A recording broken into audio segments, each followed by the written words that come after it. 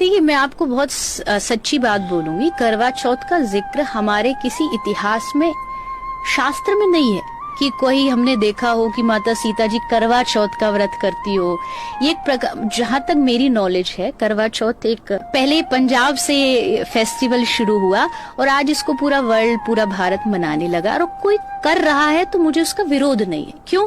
क्योंकि सबकी अपनी अपनी मान्यता, शायद होना कुछ भी नहीं है, लेकिन उसको ऐसा लगता है कि ऐसे करने से शायद उसके पति की लंबी आयु हो जाएगी। तो ठीक है, अगर आपको इससे अच्छा लग रहा है तो आप कर सकते हैं। हर हर महादेव।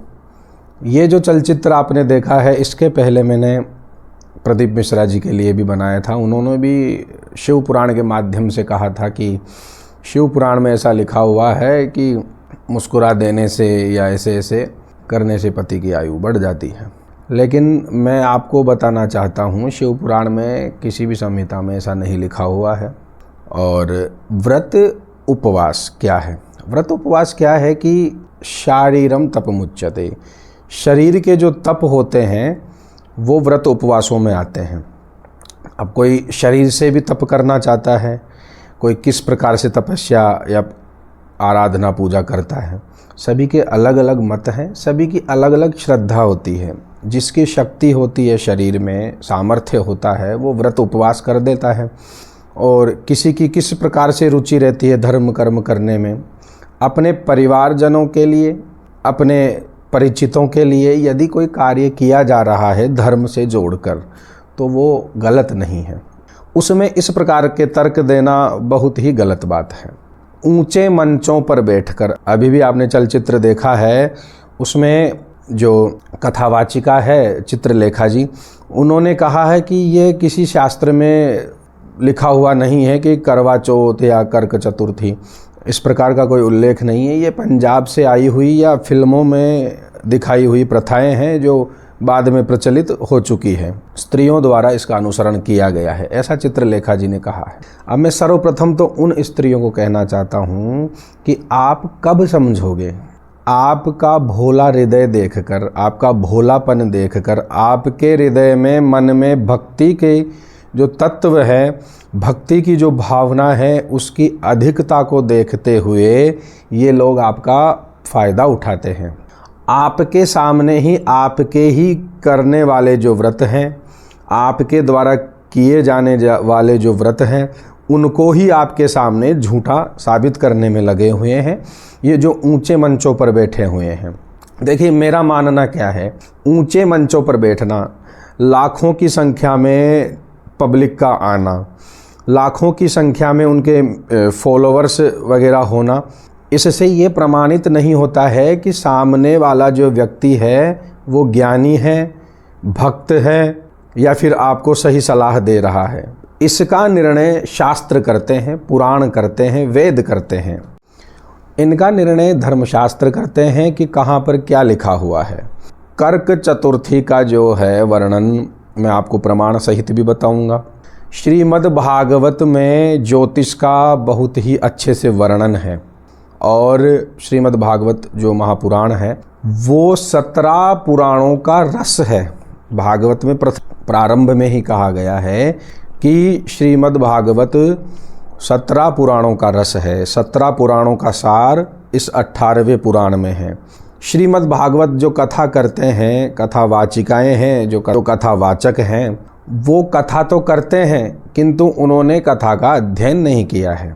यदि अध्ययन करते तो कथा का जो सार है, कथा में जो बताया गया है कि किस प्रकार से अध्यात्म के क्षेत्र में जो भ्रमित लोग हैं उनकी शंकाओं का समाधान हमें करना है। भक्ति, ज्ञान और वैराग्य किस प्रकार से प्रत्येक मनुष्य के, प्रत्येक धर्म का अनुसरण करने वाले के मन मस्तिष्क में कैसे हमें भक्ति और ज्ञान वैराग्य का प्रचार प्रसार करना है, किस प्रकार से भक्ति के मार्ग में हमें मनुष्यों को लाना है।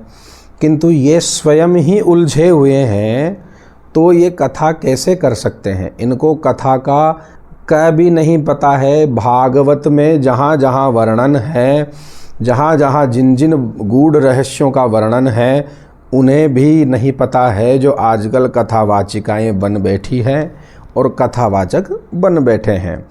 मैं किसी की निंदा नहीं कर रहा हूँ, ना ही मैं किसी को दोष दे रहा हूँ, किंतु आप कुछ भी कीजिए, आपके जो फॉलोवर्स हैं, आपके जो प्रशंसक हैं, आपको जो मानते हैं, उनको आप कैसा भी ज्ञान बांटिए, ठीक है, कोई बात नहीं है। आपके पास पब्लिक आ रही है, लाखों फॉलोवर्स हैं आपके, आप उन्हें कुछ भी बांटिए, किंतु शास्त्र का अपमान मत कीजिए। शास्त्र का अपमान करोगे तो फिर हम जैसे लोगों को आपका खंडन करना पड़ेगा। खंडन इसलिए करना पड़ेगा क्योंकि ये हमारा कर्तव्य, ये मेरा ही कर्तव्य नहीं है, ये प्रत्येक ब्राह्मण का कर्तव्य है, प्रत्येक विप्र का कर्तव्य है ये। चाहे चित्रलेखा जी हो, जया किशोरी जी हो, प्रदीप मिश्रा जी हो, अनिरुद्धाचार्य जी हो, कोई भी हो, यदि शास्त्र विधि से कोई वक्तव्य प्रसारित करते हैं या ऐसा कोई वक्तव्य या ऐसा कोई उपदेश प्रवचन ये देते हैं, तो उसमें यदि कोई त्रुटि है, यदि कोई गलती है, तो हमें सार्वजनिक रूप से ही बताना पड़ेगा। सार्वजनिक रूप से ही आप लोगों ने हजारों को बताया है, लाखों लोगों ने सुना है, और लाखों में से हजारों 50 हजारों लोग इस चीज़ को मान भी लेते हैं कि कर्क चतुर्थी काल्पनिक है और ये भ्रम फैला हुआ है। आप ऐसे ऐसे वक्तव्य देते हैं कि आप लोगों ने ना भागवत कथा पढ़ी है, पहले आपको अध्ययन की आवश्यकता है, फिर उसके बाद में आपको कथा करने की आवश्यकता है। किंतु क्या हो रहा है, अब अध्ययन करते नहीं हैं और सीधा फेसबुक, व्हाट्सअप, इंस्टाग्राम, यूट्यूब, इन पर जो रीलें आती है या कोई वीडियो वगैरह आते हैं उनको सुन लेते हैं और उनको याद कर लेते हैं, वहीं जाके मंच के माध्यम से बता देते हैं। उनमें क्या तथ्य है, क्या सत्य है, कोई पता नहीं है, जो बोल दिया सो बोल दिया। अब देखिए इसमें दोष किसका है? उन भक्तों का दोष है जो भक्ति में डूबे हुए हैं, लेकिन उन्हें ये नहीं पता है कि क्या विधि है, क्या विधान है, क्या सत्य है, क्या असत्य है, इसके करने से क्या होगा, इसके ना करने से क्या होगा, उन्हें बिल्कुल नहीं पता है। वो तो गए, भीड़ में बैठ गए, जाकर कुछ बोल रहा है तो उन महाराज ने ऐसा बोला है तो हम भी वही मानेंगे। ऐसा नहीं है भाइयों, ऐसा नहीं है सज्जनों। आप थोड़ा ध्यान दीजिए। इन कथावाचिकाओं और इन कथावाचकों के चक्कर में आने से पहले अपना विवेक भी काम में लीजिए।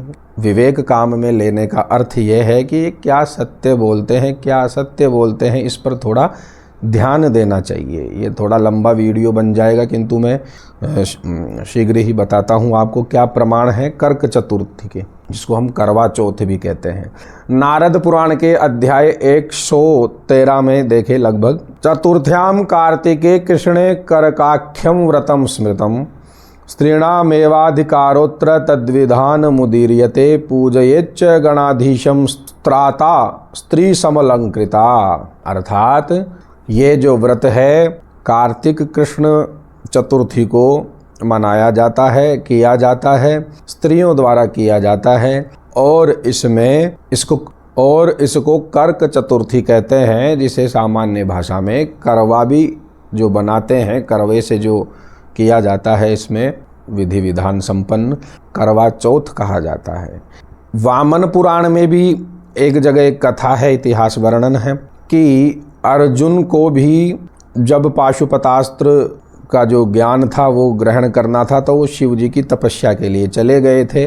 उनके ऊपर आपत्ति विपत्ति ना आए, संकट ना घेरे उन्हें, और उनकी संकटों से रक्षा हो, इसके लिए द्रौपदी जी ने अर्जुन के लिए भी ये व्रत किया था। वामन पुराण में भी उल्लेख है।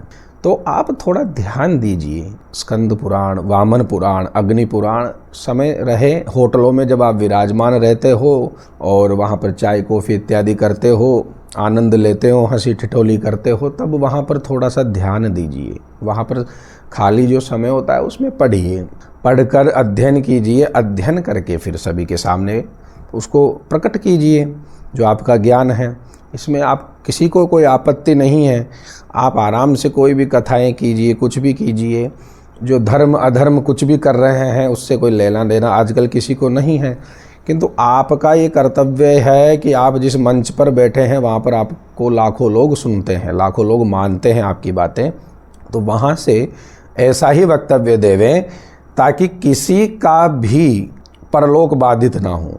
इस लोक में तो वो आनंद से रहे या ना रहे वो उसके प्रारब्ध हैं, किंतु मृत्युपरांत, मरणोपरांत जब उसको कोई लोक मिले, कोई गति मिले, तो उसको सुख शांति की प्राप्ति हो, उसको नरकगामी बनाने में आप सहयोग ना करें। और जो भी है आपके सामने है, प्रमाण मैंने आपको प्रस्तुत किए हैं, इसलिए ऐसी कोई भ्रांति ना फैलाए, ना माने किसी की बात कि कर्क चतुर्थी काल्पनिक है।